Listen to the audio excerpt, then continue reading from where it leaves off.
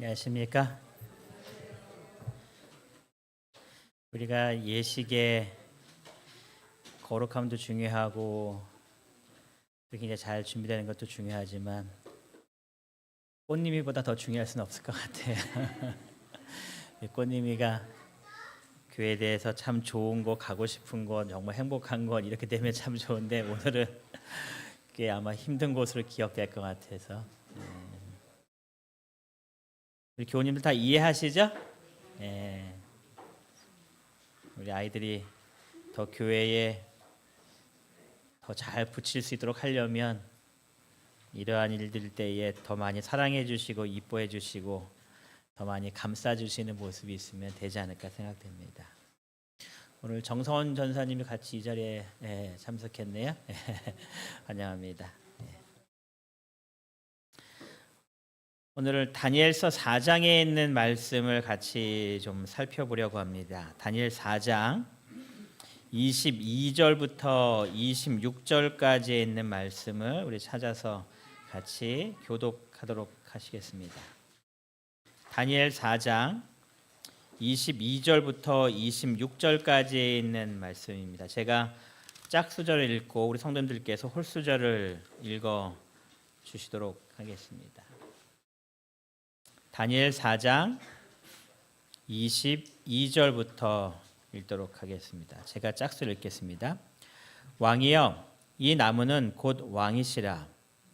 이는 왕이 자라서 견고하여지고 창대하사 하늘에 닿으시며 권세는 땅끝까지 미치심이니이다.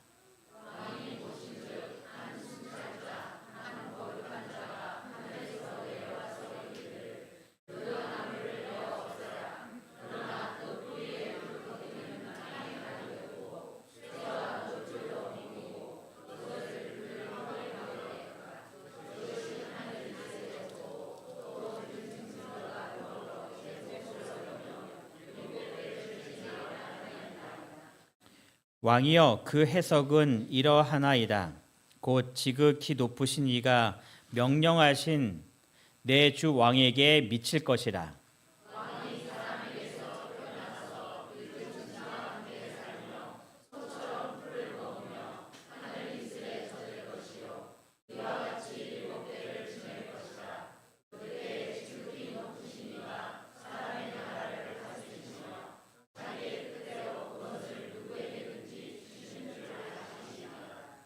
또 그들이 그 나무의 뿌리에 그루터기를 남겨두라 하였은즉 하나님이 다스리시는 줄을 왕이 깨달은 후에야 왕의 나라가 견고하리이다. 아멘.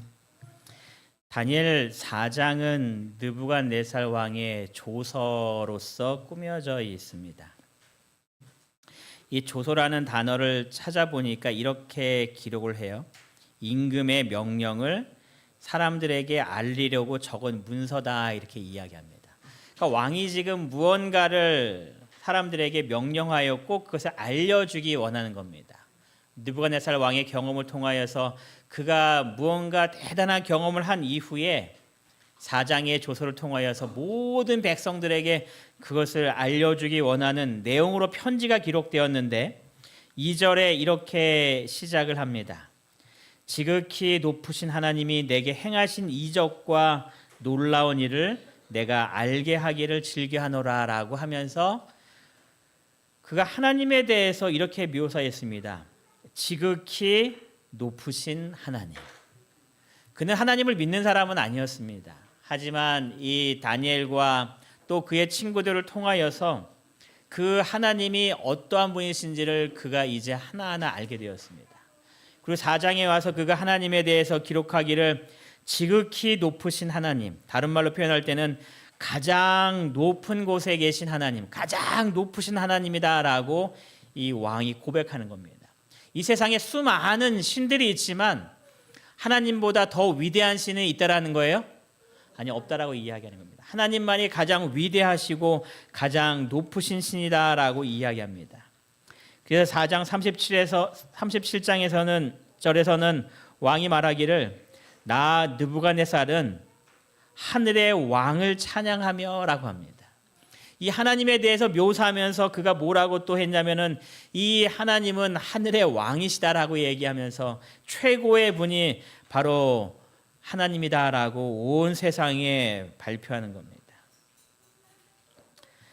4장 3절에 그가 이렇게 이야기합니다. 참으로 크도다 그의 이적이요 참으로 능하도다 그의 놀라운 일이요 그의 나라는 영원한 나라요 그의 통치는 대대에 이르리로다 하면서 그가 하나님을 찬양하는 그 모습을 이야기합니다. 여기서 참으로 크도다라는 이 표현을 보니까 이 크도다는 위대하다라는 뜻이라고 이야기해요. 그러니까 그가 고백하는 겁니다. 하나님은 참으로 위대한 분이시다라고 말하면서 그의 이적이 얼마나 위대하고 놀라웠는지를 그가 고백하는 겁니다. 그래서 다른 성경 표현해 보면 어떻게 표현하고 있냐면 믿어지지 않는 기적을 이루셨다라고 표현합니다. 정말 하나님께서 이루신 기적은 누가 봐도 믿어지지 않을 만큼 위대한 일이었다라고 고백하는 겁니다. 그리고 얼마나 놀라운 표적인가라고 말하면서 이 이적에 대해서 이 왕이 감탄하면서 하나님을 찬양합니다. 참으로 능하도다라고 얘기할 때 이 능하도다라는 뜻은 강력하다, 힘이 세다라는 표현이라고 해요. 그러니까 하나님께서 이 이루신 이 놀라운 일들은 인간이 감당할 수 없는 대단한 엄청난 일이었음을 그가 고백하는 그러한 일이었던 겁니다. 그가 자신의 경험을 통하여서 하나님의 이러하심을 그가 고백을 하는 겁니다. 그러면서 이 왕은 하나님을 찬양하는 이 모습으로 이 다니엘 4장의 모습이 끝나고 이 왕의 모습이 이제 더 이상 등장하지 않습니다. 근데 다니엘서를 통하여서 이 왕이 하나님을 찬양한 것이 이때가 처음은 아니었습니다. 그가 언제 하나님을 찬양하는가? 다니엘 2장을 통하여서 이 왕이 하나님을 찬양하는 모습이 기록이 됩니다.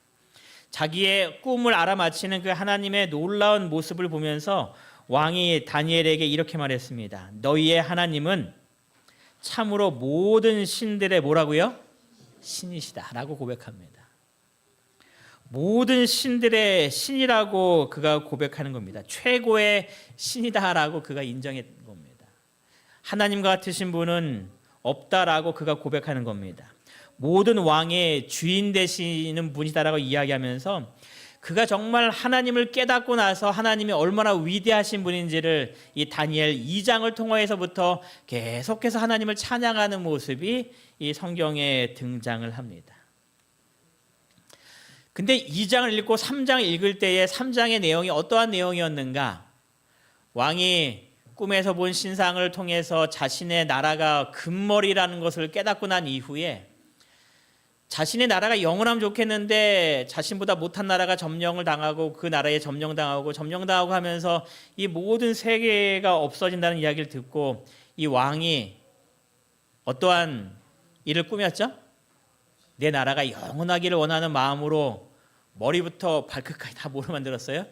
금으로 만들어서 그 신상에게 절하라라는 명령을 내립니다. 그가 하나님의 위대하심을 찬양했지만 어느 순간 시간이 지나면 그의 모습 속에서 하나님을 찬양하고 있는 것이 아니라 무언가 다른 신들을 섬기고 있는 왕의 모습이 등장합니다. 4장이 기록된 목적도 또 그와 같은 목적 때문에 기록이 됐었습니다.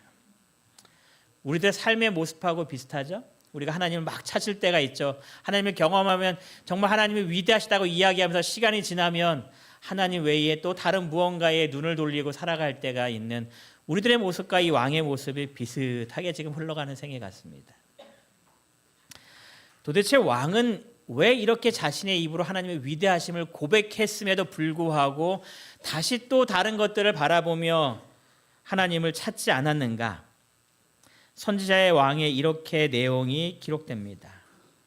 그 한동안 느부갓네살은 하나님께 대한 경외심으로 감동되었으나 그의 마음은 아직도 세속적 야심과 자신을 높이려는 욕망을 버리지 아니하였다라고 기록합니다.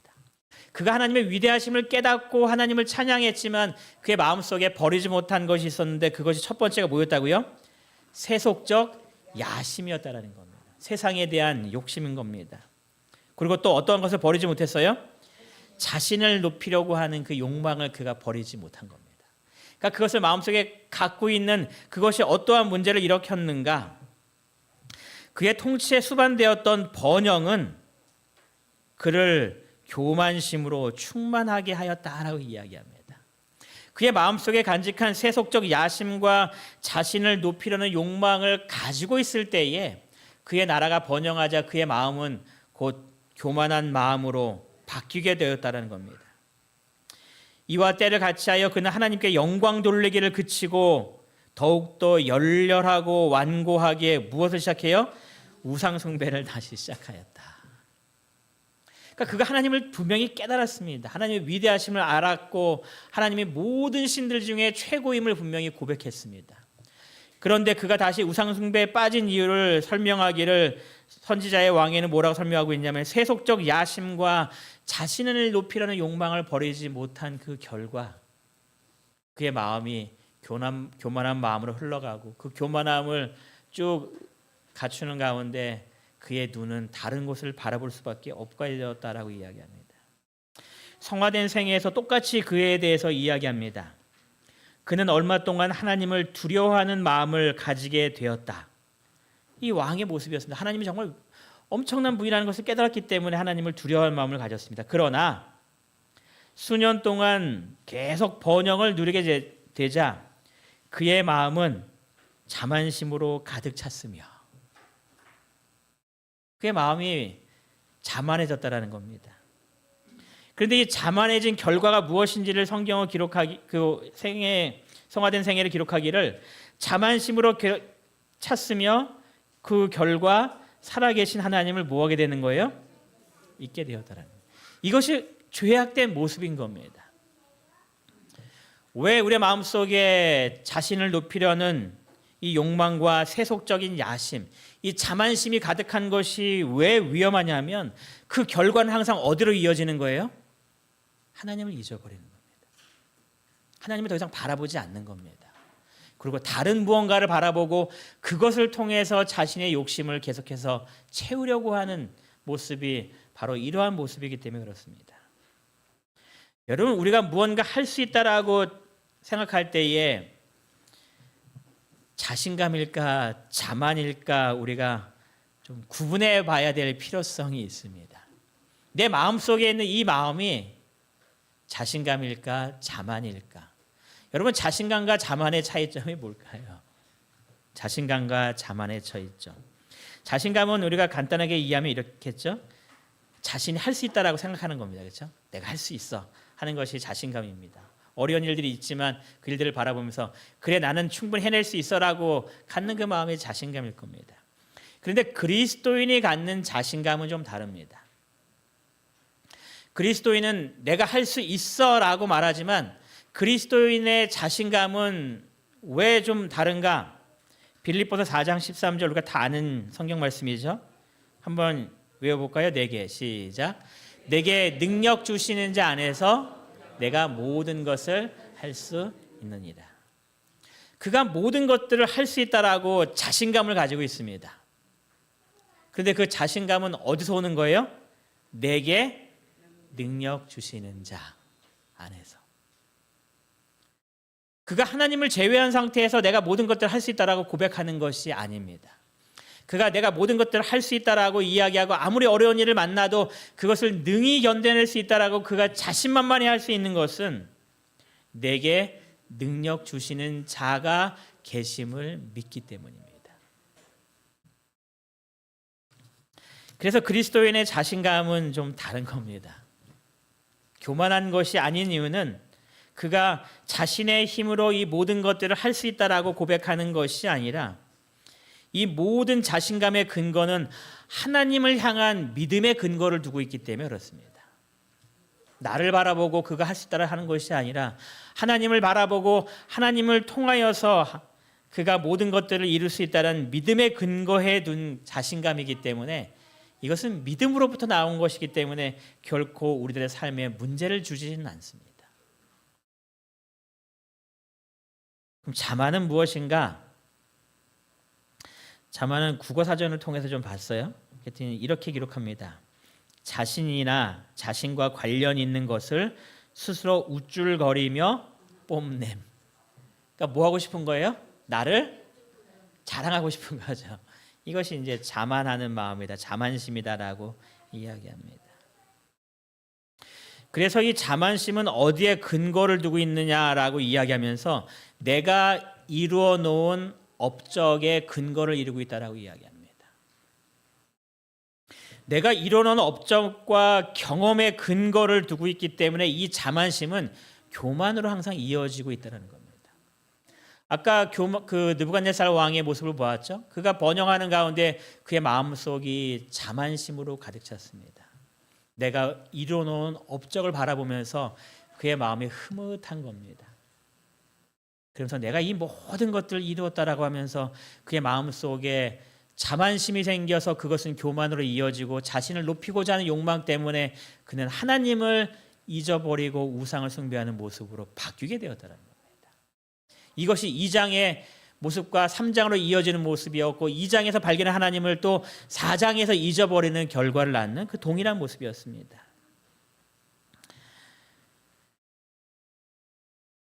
예수님의 제자들이 이 배를 타고 이 갈릴리 바다를 밤중에 이렇게 지나가고 있었습니다. 큰 폭풍이 불었습니다. 아시는 대로 배가 뒤집힐 것처럼 이 어려운 풍랑 속에서 죽었다 싶을 때 저 멀리서 누군가가 물 위로 걸어오는 모습을 봅니다. 가까이 와서 보니까 그것이 누구였어요? 예수님이 이 물 위로 걸어오시는 겁니다. 지금까지 한 번도 물 위를 걷는 사람을 본 적이 없는데 예수님께서 걸은 겁니다. 이거를 보고서 베드로가 뭐라고 이야기했어요?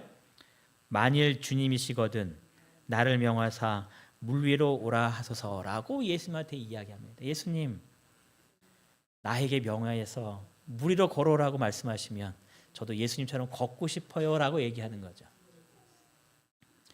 예수님, 그리고 이 베드로가 물 위로 걸었나요? 물 위로 걸었죠. 그가 물 위로 걸을 수 있다는 자신감으로 배에서 내렸습니다. 한 번도 물 위로 걸어본 적이 없었고 어느 누구도 물 위로 걸을 수가 없는데 베드로가 내가 할 수 있어라는 자신감을 가지고 풍랑이는 그 바다에 배에서 내립니다. 그건 자신감이었습니다. 왜냐하면 주님께서 오라고 명하셨기 때문에 내게 능력 주시는 자 안에서 내가 모든 것들을 할 수 있다는 자신감이었습니다.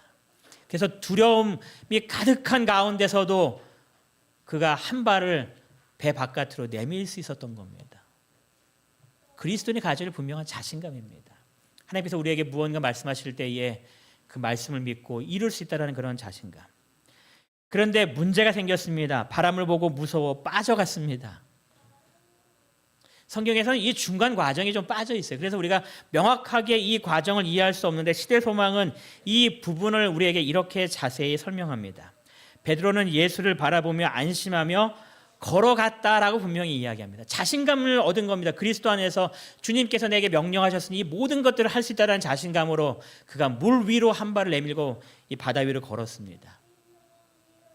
그런데 문제는 그러나 어떠한 마음이 생겼어요? 자만하는 마음이 생겼습니다. 분명히 자신감까지는 좋았는데 그 뒤로 물 위로 걸으면서 마치 이 물 위로 걷는 것이 내가 하는 것이냐 그가 착각에 빠지기 시작합니다. 이 자만함이 생겼기 때문에 그는 어떤 행동을 하는가? 배 위에 있는 자기 동료들을 잠시 뒤돌아보았다라고 기록하죠. 여러분, 베드로가 왜 뒤돌아봤을까요? 나 좀 봐, 이런 모습이죠. 너희도 이런 거 한 번도 못 해봤지라고 하는 그 모습이죠. 나를 드러내고 싶어하는 그런 욕망입니다. 자기를 뽐내고 싶어하는 욕망입니다. 그 자만하는 마음이 베드로의 마음속에 든 겁니다. 그래서 예수님만 바라보고 걸어가다가 자만한 마음이 생기자 예수님을 더 이상 바라보지 않고 어디를 바라보는 거예요? 동료들을 바라본 겁니다.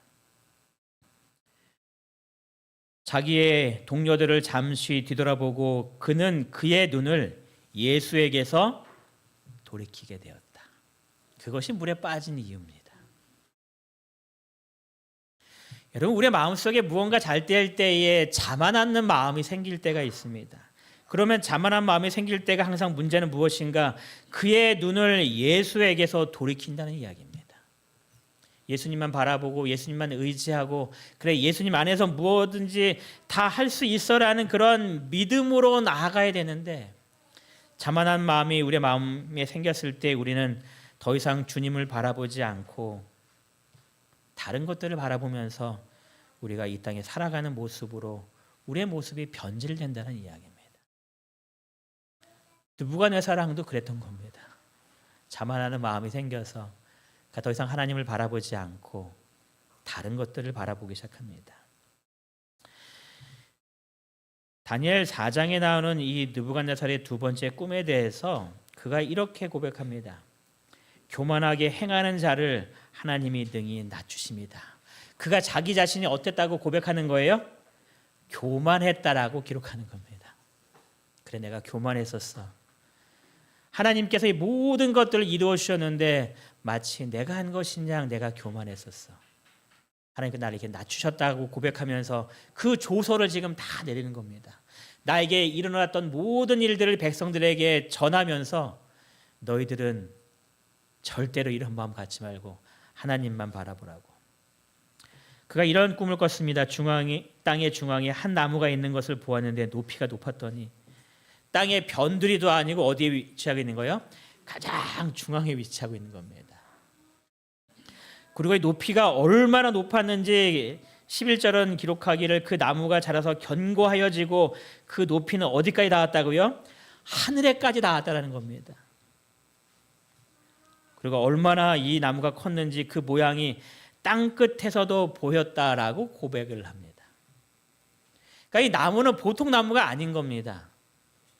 하늘까지 닿았고 땅끝에서 볼 수 있을 만큼 엄청난 큰 나무가 되었다라는 겁니다.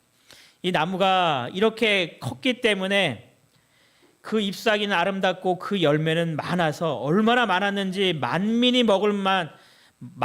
먹을 것이 될 만하고라고 이야기합니다. 모든 사람들이 먹을 만한 만큼의 양식이 그 나무에서 다 나왔다고 고백합니다. 들짐승이 그 그늘에서 있고 공중에 나는 새들이 그 가지에 깃들이고 육체에 가진 모든 것들이 그 나무를 통하여 다 살아가고 있는 겁니다. 그러니까 정말 위대한 나무인 거죠. 이렇게 위대한 나무를 보고 있는데 갑자기 하늘에서 거룩한 자가 내려와서 이렇게 외쳤습니다. 그가 소리질러 이처럼 이르기를 그 나무가지를 베고 그 가지를 잘라버리고 하면서 다 쫓아내는 그 모습이 보입니다. 나무가 잘려나갔습니다. 그러면서 16절은 나무 얘기를 하다가 갑자기 뚱딴지같이 이렇게 얘기를 시작합니다. 또 마음은 변하여 사람의 마음 같지 아니하고 짐승의 마음을 받아 7대 7년을 지나는 일이 있겠다라고 말합니다. 그러면서 이 나무가 무엇인지를 다니엘이 명확하게 설명해 주죠. 이 나무는 누구라고 얘기하는 거예요? 바로 당신입니다. 당신이 얼마나 위대한 존재인지 세상에 있는 모든 사람들이 당신을 통해서 먹고 살고 짐승들조차도 당신이 이룩한 모든 것들을 통하여서 행복하게 살 수 있는 그런 위대한 인물이고 위대한 바빌론이 되었습니다라고 말합니다. 그런데 문제가 생겼는데 당신이 사람의 마음 같지 않고 짐승의 마음을 받아서 7년 동안 짐승처럼 살아갈 겁니다. 그래서 다니엘이 이렇게 이야기했죠. 이 모든 것들을 주신 분이 누구이심을 반드시 기억해야 된다고요? 하나님이심을 분명히 기억해야 됩니다. 당신이 그것을 기억하지 못할 때에 7년 동안 짐승의 마음을 받고 살아가는 이러한 운명을 받게 될 거니 제발 하나님을 잊어버리지 말라고.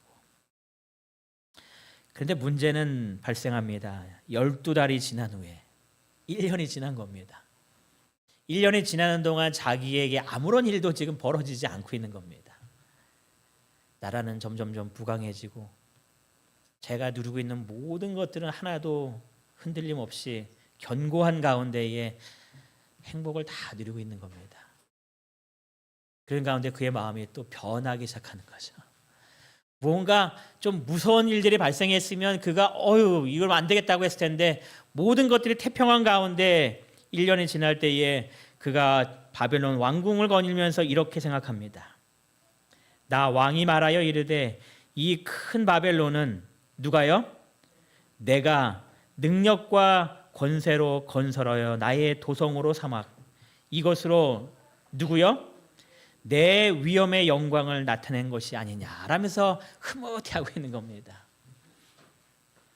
이 위대한 바빌론을 바라보면서 내가 능력과 권세로 이 모든 것들을 건설했다고 그가 생각하는 겁니다. 이 모든 것들이 나의 영광을 지금 드러내고 있다라고 이 왕이 생각하면서 너무나 행복한 겁니다.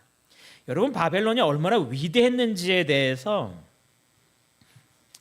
한번 나중에 기회 되시면은 그 유튜브 통해서 이 바벨론에 대한 다큐멘터리를 보시면 정말 이 바벨론은 엄청난 나라였습니다. 이 안에 꾸며진 것이 아주 옛날이지만 지금과 비교해서 뭐 조금도 부족함이 없을 정도의 화려함과 모든 부귀를 갖고 있던 그런 나라가 이 바벨론이었습니다.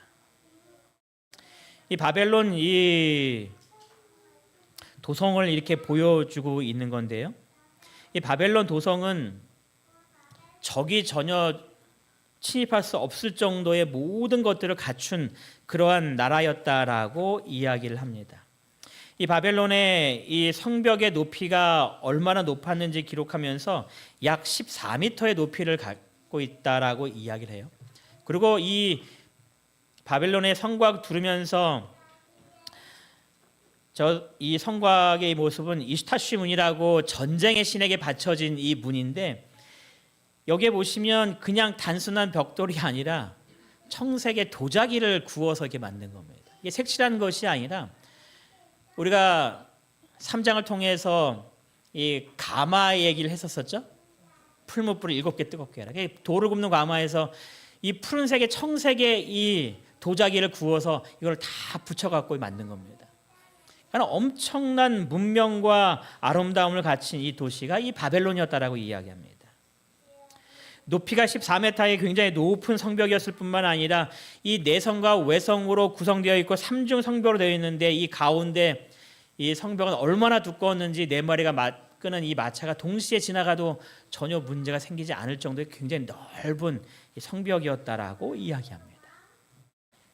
부실 수 없는 그런 성벽이었습니다. 이 성벽뿐만 아니라 이 바벨론 성곽 이 두를 때에 여기에 보시면 이 부분을 다 사람의 손으로 판 겁니다. 사람의 손으로 다 파서 여기를 다 뭐로 채웠냐면 물로 다 채운 겁니다. 그리고 성 안으로는 물이 들어올 수 있도록 다 모든 것들을 해놨습니다. 이 성벽 위로 해자를 다 만들었는데 이 해자의 깊이가 얼마인가? 약 3m라고 이야기해요. 물비가 3m입니다. 그러니까 걸어서 이 안으로 들어올 수가 없습니다. 유일하게 걸어 들어올 수 있는 것은 다리를 통해서만 들어올 수 있습니다. 이 강의 폭은 얼마인가, 이 해자의 폭은 얼마인가 기록하면서 약 10m라고 이야기해요. 그러니까 쉽게 공격할 수 없는 나라가 이 바벨론이었습니다. 그러니까는 이 안에는 제가 다음 주에 이 말씀을 좀 더 나누겠지만 이 성 안에는 약 2년치의 식량이 있었대요. 그러니까 문을 딱 닫아버리면 어느 누구도 이 바벨론을 침공할 수 없는 그러한 곳이었다는 겁니다. 이 독일의 한 박물관에서 이 것들을 다 가져가서 만들었다라고 하는 유타시 문인데요. 사람 모습이 보죠. 저 그림은 진짜 사진입니다. 사람이 굉장히 작죠. 14m의 높이니 사람이 얼마나 작게 보이겠습니다. 그리고 아주 아름다운 그 도자기를 만들어서 이것을 다 만든 겁니다. 여러분, 이것뿐만 아니라 여기에 이 바빌론 안에는 공중 정원이 있었다라고 이야기해요. 이것은 물론 상상도입니다. 그가 외국의 나라에서 이 부인을 얻었는데 이 부인은 메디아에서 왔는데 이 나라는 뭐 그래 보니까 초원도 많고 뭐 아주 산들이 아주 울창하고 아름다운 그런 지역이었다라고 이야기했는데 바벨론은 이 평야에 지어진 겁니다. 풀도 별로 없는 그런 곳입니다. 자기의 아내가 자신의 고향을 너무나 그리워하고 이 푸른 초원과 산을 그리워하자 이 왕이 명령한 겁니다. 여기를 산과 초원으로 다 만들어 봐라 해서 만든 게 공중정원이라고 해요. 이게 공중정원에서 하늘에 붕 떠 있다는 개념이 아니라 다른 말로 이야기하면 옥상 정원을 이렇게 잘 꾸며놓은 겁니다.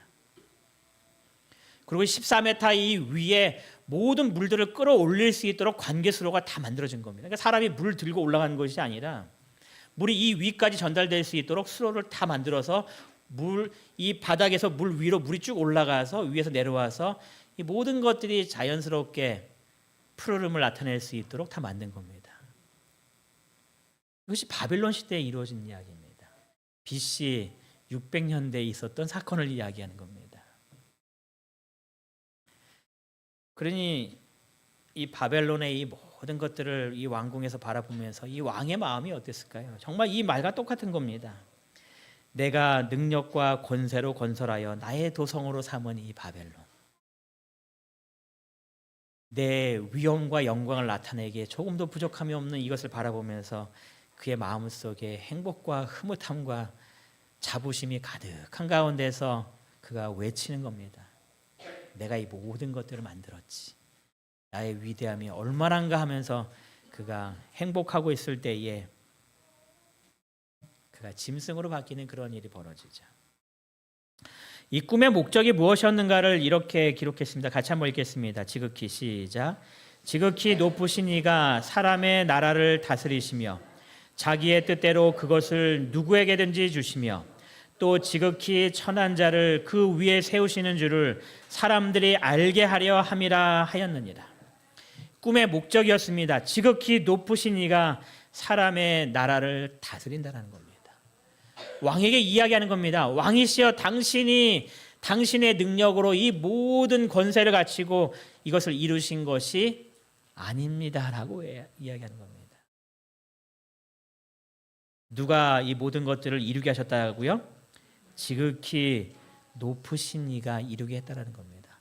당신이 왕이 된 것도 당신의 능력이 출중해서 된 것이 아니라 하나님께서 당신을 왕으로 삼으셨기 때문입니다라고 이야기하는 겁니다. 당신이 엄청난 능력을 가지고 많은 나라들을 점령하고 이 위대한 왕국을 이룬 이 모든 위대함이 당신의 능력이 아니라 하나님께서 당신에게 주신 능력이었습니다라고 이야기하는 겁니다. 그래서 이 모든 것들을 통하여서 나를 바라보며 뽐내는 것이 아니라 이 모든 것들을 주신 하나님께 감사하며 하나님을 찬양해야 합니다라고 이야기하는 겁니다. 누군가 이렇게 질문을 했어요. 내 인생의 주어는 과연 누구일까라고 질문을 던졌습니다.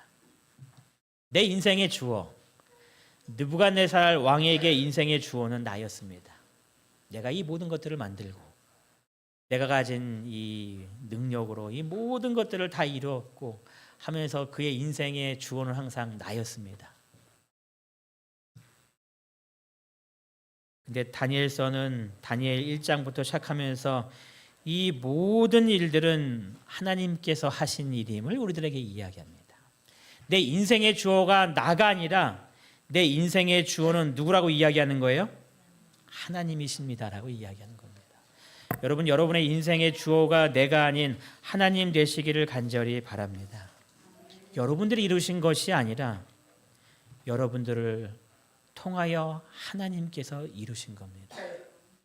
우리가 그것을 잊어버릴 때마다 항상 누구를 바라보게 되는 거예요? 하나님이 아닌 다른 것들을 바라보게 되는 겁니다. 그래서 하나님을 떠나는 겁니다.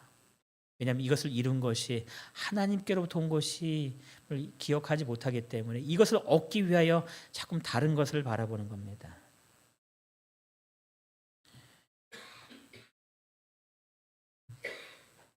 다니엘 4장 26절에 이렇게 다니엘이 말했습니다. 하나님이 다스리시는 줄을 깨달은 후에야 왕의 나라가 견고하리이다. 왕의 나라가 견고하리이다. 여러분, 이 느부갓네살 왕의 나라가 견고해지는 비결이 있습니다. 그것은 뭐라는 거예요? 하나님이 다스리시는 줄을 깨닫는 겁니다. 여러분 이것을 우리에게 조금 바꿔볼 수 있을까요? 하나님께서 나에게 말씀하신다면 당신의 회사가 견고해지는 방법을 이야기하신 거라고 이야기할 수 있겠죠. 하나님이 다스리신 줄을 깨달은 후에야 당신의 회사가 견고하리이다. 이렇게 얘기하실 수 있는 겁니다. 내가 운영하고 있는 것이 아니라는 사실이죠.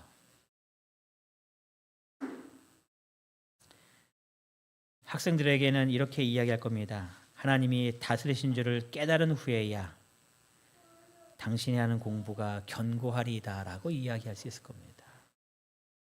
여러분, 내가 무언가를 열심히 했기 때문에 이루어진 결과가 아니라고 이야기하는 겁니다. 하나님께서 내게 주신 거라는 겁니다. 하나님께서 통치하시고 하나님께서 모든 것들을 계획하셨고 하나님께서 나에게 능력과 건강과 지혜와 그 모든 것들에 필요한 것들을 공급해 주셨기 때문에 지금 내가 가지고 있는 것들을 얻게 되었다라고 우리에게 분명히 이야기하는 겁니다. 내 인생에 절대 주어가 있습니다. 결코 변할 수 없는 주어. 그것은 누구가 되셔야 되는 거예요? 하나님이 되셔야 됩니다. 여러분의 삶 속에서 언제나 하나님을 기억하시면서 하나님께서 다스리시는 줄을 한순간도 잊지 않게 되심으로 하나님께서 여러분들을 통하여 이루고자 원하시는 일들, 또한 내가 갖추고 있는 모든 일들이 하나님의 능력을 통하여 견고해지는 우리 모든 이무동교회 성도님들의 가정 되시길 바라면서 오늘 말씀을 마치겠습니다.